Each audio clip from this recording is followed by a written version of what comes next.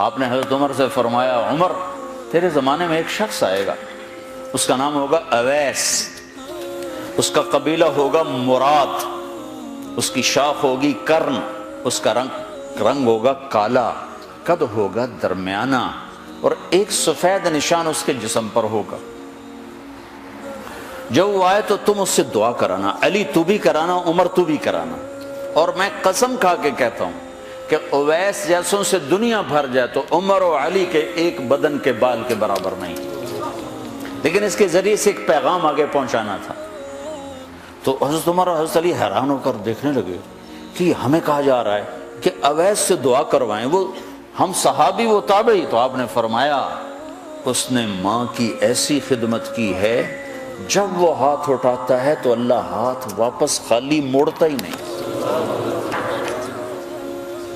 یہ پیغام پہنچانا تھا کہ ماں باپ کے آگے جھکو۔ جس دیش میں آپ رہتے ہیں یہاں کام کی رفتار بہت تیز ہے، ماں باپ اگر موجود ہیں تو کم ہی خوش نصیبوں والے ہیں جن کو کچھ اولاد کی خدمت ملتی ہے، ورنہ دیواروں کے ساتھ ہی زندگی گزر رہی ہوتی ہے۔ تو عمر رضی اللہ عنہ جب خلیفہ بنے تو ہر سال حج کرتے تھے، ہر سال ان کو ڈھونڈواتے۔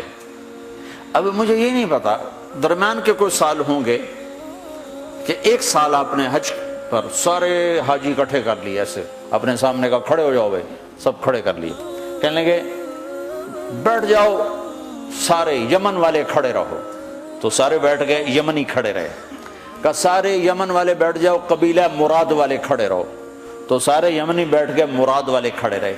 اس سال میں یمن گیا جماعت میں تو اویس کرنی کے گاؤں گیا، ان کی جگہ پیدا ہوئے، جو ان کا قبیلے کے لوگوں سے ملا، اس علاقے سے گزرا، دیکھا کہ اچھا یہاں وہ ہستی پیدا ہوئی تھی۔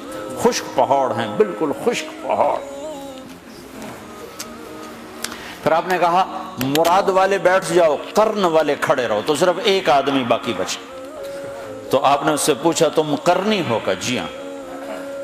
اویس کو جانتے ہو؟ کہ جانتا ہوں، میرا سگا بھتیجا ہے، میرے بھائی کا بیٹا، لیکن وہ تو تھوڑا پاگل سا ہے، آپ اس کا کیوں پوچھ رہے ہیں؟ تو عمر رضی اللہ تعالیٰ عنہ رونے لگے، کہا وہ نہیں، تو پاگل نظر آتا ہے۔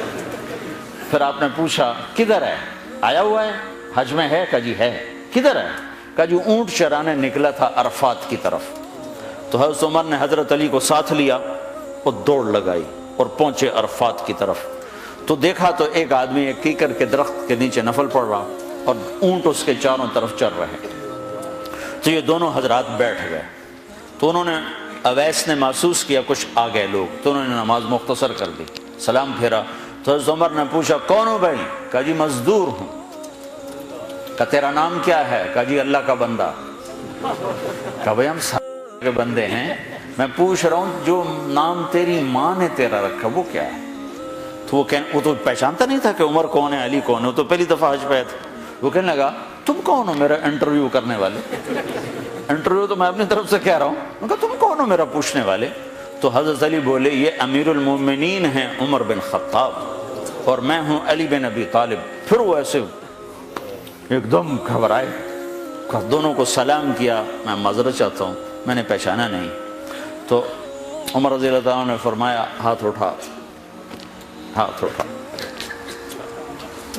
برمنگم والوں کو پیغام پہنچے کہ ماں کی خدمت کیسے کی جاتی، کہ عمر جیسا ہاتھ اٹھوا رہا ہے، علی جیسا، علی جیسا۔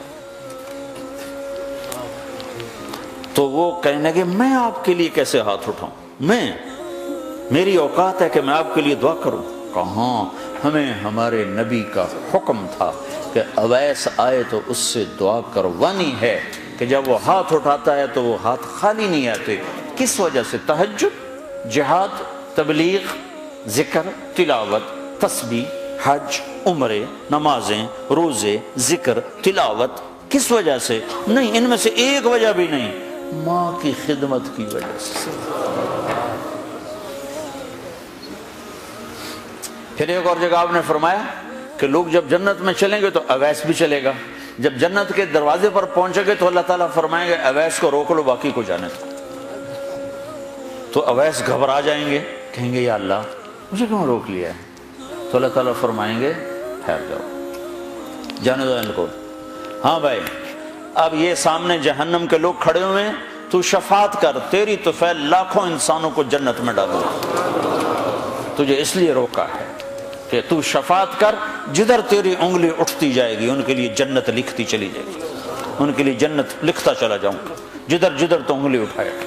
صرف پونڈ ہی سب کچھ نہیں، مائیں بھی بہت کچھ، صرف پونڈ ہی سب کچھ نہیں ہے، باپ بہت کچھ ہیں۔